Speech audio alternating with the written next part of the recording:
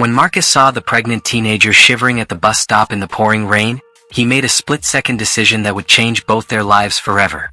But he had no idea that saving this scared young girl would actually end up saving his own broken family. Before watching full story, comment below from where you watching. Also like and subscribe for more stories.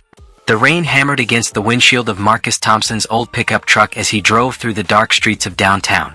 It was past midnight, and he was exhausted after working a double shift at the construction site. All he wanted was to get home to his 8-year-old daughter Lily, who was staying with his neighbor Mrs. Rodriguez for the night. As he approached the bus stop on Main Street, his headlights caught something that made his heart stop. A young girl, maybe 16 or 17, was huddled under the small bus shelter. She was soaking wet despite the roof, her thin jacket doing nothing to protect her from the cold November rain. But what shocked Marcus most was her condition. Even in the dim light, he could see she was heavily pregnant. Marcus pulled over without thinking. He had seen too much hardship in his 35 years to drive past someone in need. Growing up in foster care, he knew what it felt like to be alone and scared. He grabbed his spare jacket from the back seat and ran through the rain to the bus shelter. "Miss, are you okay?" he called out, trying not to startle her. The girl looked up with wide, frightened eyes. She was just a child herself, with long brown hair plastered to her face and tears mixing with the raindrops on her cheeks. "I'm fine," she whispered, but her voice was shaking so badly that Marcus could barely understand her. "No, you're not fine. You're soaking wet and it's freezing out here." Marcus held out his jacket. "Here, take this." The girl stared at the jacket but didn't reach for it.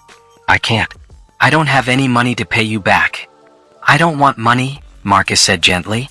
"I just want to help. When's the last time you ate something?" The girl's hand moved unconsciously to her swollen belly. "Yesterday morning, I think." Marcus felt his heart break. "What's your name?" "Emma," she said quietly. "Emma, I'm Marcus. I have a daughter about your age. Well, younger, but still. I can't leave you out here like this. Will you let me help you?"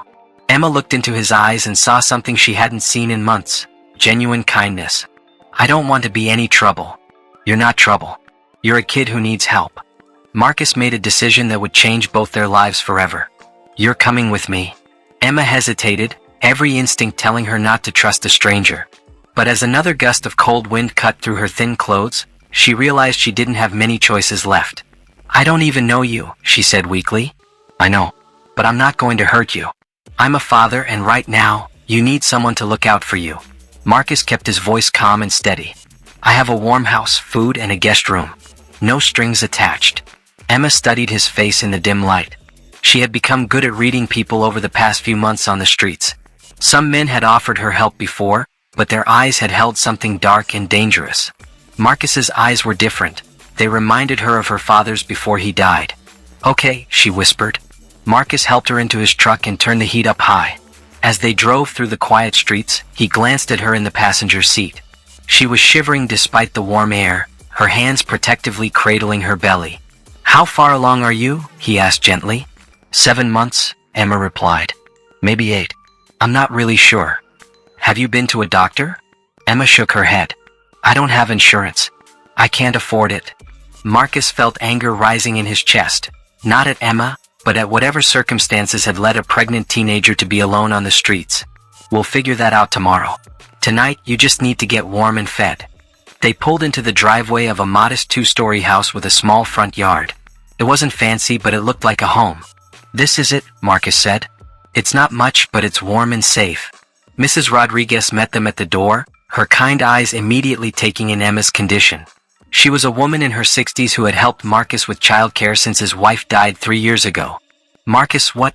she started, then stopped herself. "Never mind. Let me get some towels." "Mrs. Rodriguez, this is Emma. She's going to stay with us for a while." Mrs. Rodriguez nodded without question. She had raised 6 children of her own and had seen enough of life to understand when someone needed help without explanations. While Emma dried off and changed into some of Marcus's old clothes, he explained the situation to Mrs. Rodriguez in hushed tones. "She's just a baby herself," Mrs. Rodriguez whispered, her voice full of sympathy. "Where's her family?" "I don't know yet. She seems scared to talk about it." When Emma emerged from the bathroom, she looked small and lost in Marcus's oversized sweatshirt and sweatpants.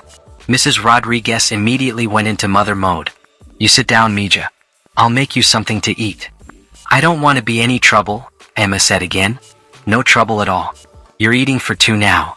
As Mrs. Rodriguez bustled around the kitchen, Marcus showed Emma to the guest room. It was simple but clean, with a comfortable bed and a window that looked out onto the backyard. "This is yours for as long as you need it," he said. "The bathroom is right across the hall. There are clean towels in the closet." Emma's eyes filled with tears. "Why are you being so nice to me? You don't even know me." Marcus sat on the edge of the bed. "When I was about your age, I was in the foster system. Some families were good to me, others weren't. But I learned that sometimes all it takes is one person who cares to change everything." "I'm not a charity case," Emma said, a flash of pride in her voice. "I know you're not, but everyone needs help sometimes. Even me." The next morning, Emma woke up to the sound of a child's laughter. For a moment, she forgot where she was and panicked. Then she remembered she was safe in a warm bed with a roof over her head. She dressed quickly and made her way downstairs, following the smell of pancakes and bacon. In the kitchen, she found Marcus making breakfast while a little girl with curly brown hair sat at the table, chattering excitedly. "Daddy, you said we could go to the park today if it wasn't raining." "I know, Lily. We'll see how the weather looks after breakfast." The little girl noticed Emma in the doorway and waved enthusiastically. "Hi, I'm Lily. Are you my daddy's friend?" Emma looked at Marcus uncertainly. "I'm Emma. And yes, I'm your daddy's friend." "Cool. Do you want to come to the park with us?" Before Emma could answer, Marcus intervened. Lily let Emma eat breakfast first. She might be tired. As they ate, Emma watched the easy interaction between father and daughter. Marcus was patient and gentle, making silly faces to make Lily laugh and cutting her pancakes into perfect squares just the way she liked them. "Daddy, why does Emma look like she swallowed a basketball?" Lily asked innocently. Marcus nearly choked on his coffee. "Lily, that's not polite to ask." Emma smiled for the first time in weeks. "It's okay. I have a baby in my tummy." Lily's eyes went wide. "A real baby? When is it coming out?" "Soon," Emma said. "Can I help take care of it? I'm really good with babies. I helped take care of my cousin when she was little." Marcus saw tears forming in Emma's eyes again. "We'll see, sweetheart. Why don't you go get ready for the park?" After Lily ran upstairs to get dressed, Marcus poured Emma another cup of hot chocolate and sat down across from her. "You don't have to tell me anything you don't want to," he said. "But if you're comfortable sharing, I'd like to know how you ended up on the streets." Emma stared into her cup for a long moment. "My dad died in a car accident 8 months ago. We didn't have much money, and after the funeral expenses, there wasn't anything left. My mom, she started drinking more. Then she met this guy, Rick." She paused, her hands tightening around the mug. "Rick didn't like having me around. He said I was a reminder of my dad and that my mom needed to move on. When I told him I was pregnant, Rick went crazy. He said I was a disgrace and that I couldn't live in his house anymore." Marcus felt his jaw clench. "What about your mom?" "She chose him over me." Emma's voice was barely a whisper. "She said I had made my choice by getting pregnant, and now I had to live with it." "What about the baby's father?" Emma's face hardened. "Tyler. He was my boyfriend at school. When I told him I was pregnant, he said it wasn't his problem and that I should just get rid of it. Then he started telling everyone at school that I was lying about him being the father." Marcus reached across the table and gently touched her hand. "I'm sorry, Emma. No one should have to go through that alone. I lived in my car for a while, but then it broke down and I couldn't afford to fix it. I've been staying in shelters when I can, but most of them are full. Last night, I had nowhere else to go." "Well, you have somewhere now," Marcus said firmly. "For as long as you need it." The next morning, Marcus took Emma to the community health clinic. Dr. Sarah Chin, a kind woman in her 40s, examined Emma with gentle efficiency. "You're about 32 weeks along," Dr. Chin said. "The baby seems healthy, but you're underweight and dehydrated. Have you been eating regularly?" Emma shook her head, embarrassed. "That's okay. We'll get you on a proper nutrition plan. I'm also going to prescribe some prenatal vitamins." Dr. Chin turned to Marcus. "Are you the father?" "No, I'm a friend. Emma's been staying with me." Dr. Chin nodded without judgment. "Emma, do you have any family who can help you?" "No," Emma said quietly. "It's just me." "Well, not anymore," Marcus said. "She's not alone." After the appointment, Marcus drove Emma to the grocery store. She had never seen someone put so much thought into shopping for food. "What do you like to eat?" he asked, pushing the cart down the produce aisle. "I'm not picky," Emma said. "I'll eat anything." "That's not what I asked. What do you like?" Emma thought for a moment. I used to love my dad's spaghetti and meatballs. And chocolate chip cookies. Then that's what we'll make tonight. As they shopped, Marcus filled the cart with fresh fruits and vegetables, lean proteins and whole grains. He explained how different foods would help the baby grow strong and healthy. You're spending too much money on me, Emma protested. I'm investing in the future, Marcus replied. Yours and the baby's. Over the next few weeks, Emma began to settle into a routine. She helped with household chores despite Marcus's protest that she should rest. She insisted on earning her keep. I'm not helpless, she said when he tried to stop her from doing laundry. I'm pregnant, not broken. Emma also became Lily's unofficial homework helper. She was naturally good with children and had been an excellent student before her life fell apart. You're really smart, Lily said one afternoon as Emma helped her with math problems. Are you going to finish high school? The question hit Emma like a punch to the gut. She had been so focused on surviving day to day that she hadn't thought about her future. I don't know, she admitted. I dropped out when everything happened. That evening, Marcus brought up the subject over dinner. I've been thinking about what Lily said earlier. About school.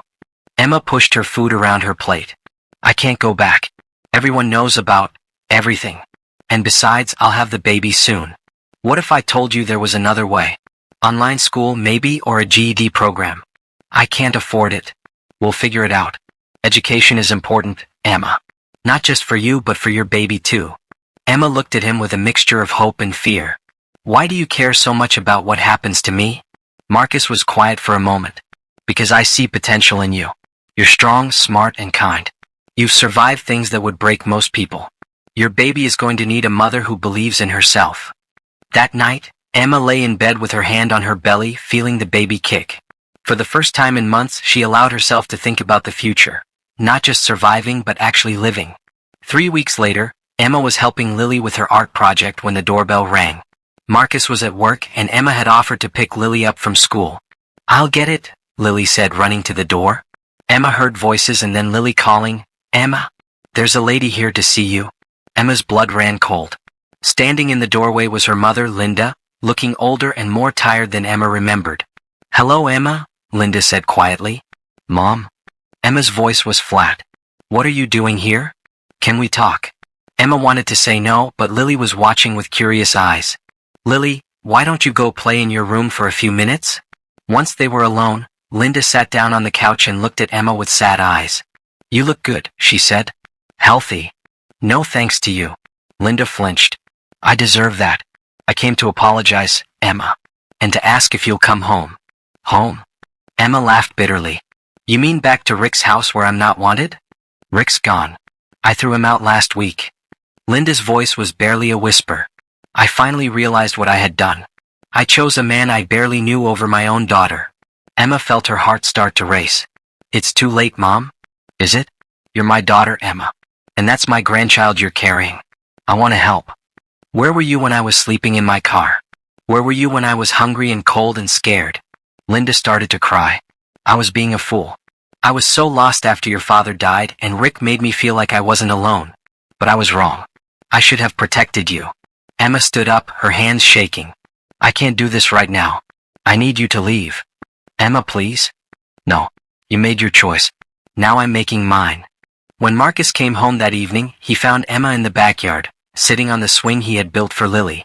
She was crying softly, her hands wrapped around her belly. Hey, he said gently, sitting on the swing next to her. Lily told me your mom came by. Emma wiped her eyes. She wants me to come home. She says she's sorry and that she threw Rick out. How do you feel about that? I don't know. Part of me wants to believe her, but... Emma's voice broke. She hurt me so badly, Marcus. She chose him over me when I needed her most. Marcus was quiet for a moment. You know, when I was in foster care, my birth mother tried to get me back several times. She would get clean, find a job, promise she had changed. And every time, I would hope it was real. What happened? Sometimes people do change. But sometimes they don't. And sometimes, even when they do change, the damage is already done. Emma looked at him. Are you saying I shouldn't forgive her? I'm saying you should do what's best for you and your baby. If that means giving your mom another chance, then that's what you should do. But if it means staying here with people who have proven they'll be there for you, that's okay too. What if I'm making a mistake either way? Then you'll figure it out. That's what strong people do. 2 weeks later, Emma woke up in the middle of the night with a sharp pain in her lower back. She tried to ignore it, but the pain kept getting worse. When she felt the first real contraction, she knew it was time. "Marcus," she called out, her voice tight with pain. He was at her door in seconds, still in his pajamas. "Is it the baby?" "I think so." Marcus sprang into action, calling Mrs. Rodriguez to come stay with Lily and grabbing the hospital bag they had packed weeks ago. During the drive to the hospital, Emma gripped Marcus's hand tightly as another contraction hit. "I'm scared," she whispered. "I know, but you're going to be okay. You're the strongest person I know." At the hospital, the nurses quickly got Emma settled in a labor room. Dr. Chin arrived shortly after, calm and reassuring. "You're doing great, Emma," she said. "The baby's heartbeat is strong." Marcus stayed by Emma's side through the entire labor, holding her hand and encouraging her through each contraction. When she asked for her mother, he called Linda, who arrived just as Emma was entering the final stages of labor. "I'm here, baby," Linda said, tears streaming down her face. "I'm here." At 3:47 a.m., Emma's daughter was born. She was small but perfect, with a head full of dark hair and her mother's brown eyes. "She's beautiful," Dr. Chin said, placing the baby on Emma's chest. 7 pounds 2 ounces. Emma looked down at her daughter and felt her heart explode with love. All the pain, all the fear, all the uncertainty, none of it mattered now. She was holding her child. "Hello, little one," she whispered. "I'm your mama." Marcus stood back, giving Emma and her mother space to bond with the baby. But Emma looked up at him with tears in her eyes. "Marcus, come here. I want you to meet someone." He approached carefully, his own eyes misty. "What's her name?" Emma smiled. "Hope. Her name is Hope." "Hope," Marcus repeated softly. "It's perfect." Linda watched the interaction with a mixture of gratitude and regret. She could see the bond between Marcus and Emma, the way he had supported her daughter through everything. "Thank you," Linda said to Marcus, "for taking care of my girl when I couldn't." "She took care of herself," Marcus replied. "I just gave her a safe place to do it." The first few weeks with Hope were challenging but wonderful. Emma threw herself into motherhood with the same determination she had shown in survival. She researched everything about baby care, insisted on breastfeeding despite the difficulties, and barely slept. Marcus helped however he could, getting up for nighttime feedings when Hope needed formula, doing extra laundry, and making sure Emma ate regular meals. Lily was completely smitten with the baby. She would sit for hours just watching Hope sleep, and she insisted on helping with diaper changes and bath time. "She's like a real live doll," Lily said one afternoon, gently stroking Hope's tiny hand. "She's not a doll, sweetheart," Emma said with a smile. "She's a person. A very small person who's going to grow up to be strong and smart. Like you." Emma felt tears prick her eyes. "I hope so." Linda visited regularly, trying to rebuild her relationship with Emma. It was slow going and there were still difficult conversations ahead, but Emma was gradually learning to trust her mother again. "I know I have a lot to make up for," Linda said one evening as she helped Emma fold baby clothes. "But I want to be part of Hope's life. And yours." "I want that too," Emma said. "But it's going to take time." "I have time," Linda replied. "All the time in the world." When Hope was 2 months old, Emma and Marcus had a conversation that had been building for weeks. "I've been thinking about the future," Emma said as they sat on the porch after dinner, Hope sleeping peacefully in her arms. "What about it?" "I want to go back to school. Get my GED, maybe even go to college someday. I want Hope to be proud of me." Marcus smiled.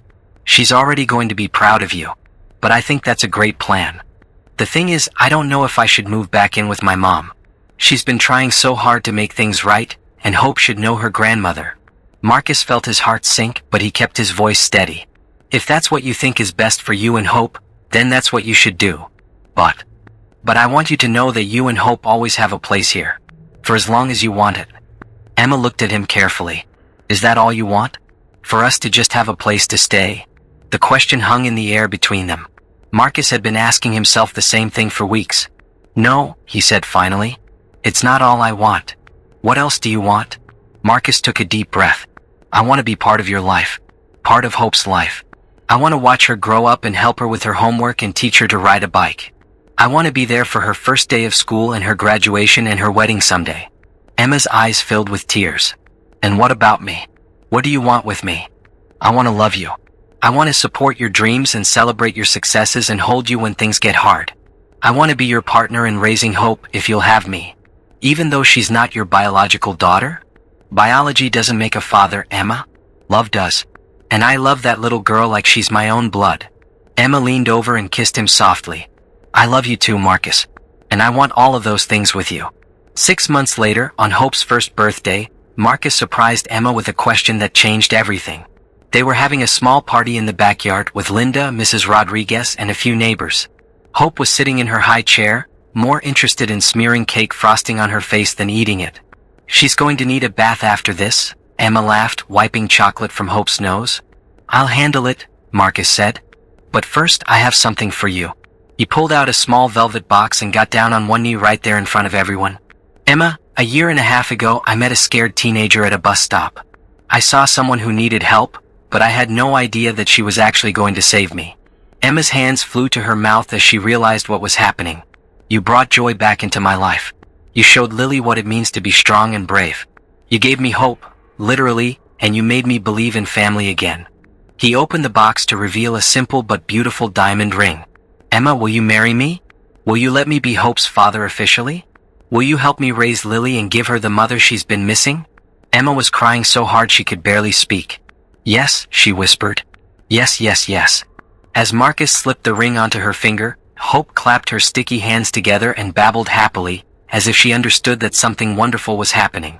Lily ran over and hugged them both. Does this mean Emma's going to be my real mom now?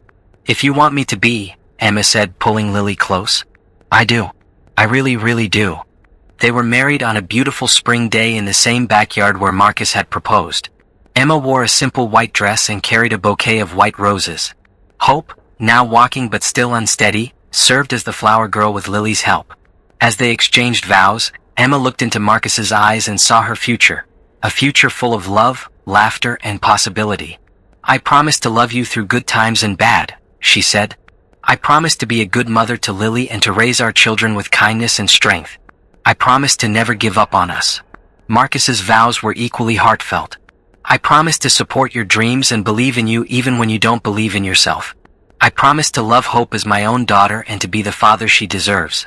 I promise to show you every day that you are worthy of love. When the minister pronounced them husband and wife, Hope squealed with delight from Linda's arms, and Lily threw flower petals in the air. 2 years later, Emma walked across the stage to receive her high school diploma. In the audience, Marcus cheered loudly while balancing 2-year-old Hope on his shoulders. Lily, now 10, held up a homemade sign that read, Way to go, Mom. Emma had not only earned her GED but had done so with honors. She was starting community college in the fall, majoring in early childhood education. I'm so proud of you, Marcus said when she met them after the ceremony. Mama smart. Hope declared, clapping her hands. Very smart, Marcus agreed. And very determined. Emma looked at her family because that's what they were now, a real family, and felt overwhelming gratitude. She thought about that scared, pregnant teenager who had been sitting at a bus stop 2.5 years ago. She could never have imagined that her life would turn out this way. Thank you, she said to Marcus, for seeing something in me that I couldn't see in myself. Thank you for letting me be part of your journey. 5 years after that rainy night at the bus stop, Emma stood in the kitchen of their new house, preparing dinner for her family. She was 23 now, a college graduate with a degree in early childhood education and a job at a local preschool. Hope, now 5, was in the living room with her baby brother, 2-year-old James, reading him a picture book. Lily, 15 and taller than Emma, was helping Marcus fix a leaky faucet in the upstairs bathroom. Linda visited regularly and had become a loving grandmother to all 3 children. She had also started volunteering at a women's shelter, helping other mothers who had lost their way. Mama, when's dinner? Hope called out. 5 minutes, sweetheart, Emma called back. As she stirred the spaghetti sauce, the same recipe her father had taught her years ago, Emma reflected on the journey that had brought her here. She had learned that sometimes the worst moments in life can lead to the greatest blessings. That family isn't always about blood, but about the people who choose to love you and stand by you. Marcus came into the kitchen and wrapped his arms around her waist from behind. What are you thinking about? He asked. Just how lucky I am, Emma said, leaning back against his chest. We're all lucky, he corrected. That night at the bus stop I thought I was helping you. But you ended up saving me too. How did I save you? You showed me that love can grow in the most unexpected places. You gave me the family I never knew I was missing. Emma turned in his arms and kissed him softly. "I love you, Marcus Thompson." "I love you too, Emma Thompson." From the living room, they could hear Hope's voice as she continued reading to James, and Lily's laughter as she joked with her dad. The house was filled with the sounds of a happy family, a family that had come together through kindness, determination, and love. 10 years later, Emma stood in front of a group of teenage mothers at a community center, telling her story. She had started a nonprofit organization called Hope's Place, which provided support, housing, and education opportunities for young mothers in crisis. "I want you to know that your story isn't over," she told the group. "It doesn't matter how scared you are or how alone you feel. There is always hope, and there are always people who care." After the meeting, a young girl approached her. She was maybe 16, with frightened eyes and a belly that showed she was expecting. "Miss Thompson, I don't have anywhere to go. My mom kicked me out and I don't know what to do." Emma's heart filled with compassion. "What's your name, sweetie?" "Rebecca." "Rebecca, you're not alone. We're going to figure this out together." As Emma helped Rebecca fill out paperwork for temporary housing, she thought about the cycle of kindness that had started with one man's decision to help a stranger at a bus stop. Marcus had shown her that sometimes all it takes is one person who cares to change everything. Now it was her turn to be that person for someone else. Hope, now 15 and already talking about becoming a social worker, helped with the paperwork. She had grown up knowing her story and was proud of how far her family had come. "Mom, remember when you used to tell me about that night at the bus stop?" Hope asked as they drove home. "Of course. It was the night that changed everything. Do you think Dad knew how much he was changing our lives when he stopped?" Emma smiled. "I think he just knew that someone needed help. And that was enough." As they pulled into the driveway of their home, Emma saw Marcus in the yard with James, now 12, teaching him to throw a baseball. Lily, now 25 and married with a baby of her own, was visiting with her family. It was a beautiful scene, 3 generations of a family that had been built on love, kindness, and the belief that everyone deserves a chance at happiness. Emma thought about all the young mothers she had helped over the years, all the families that had been created through acts of compassion.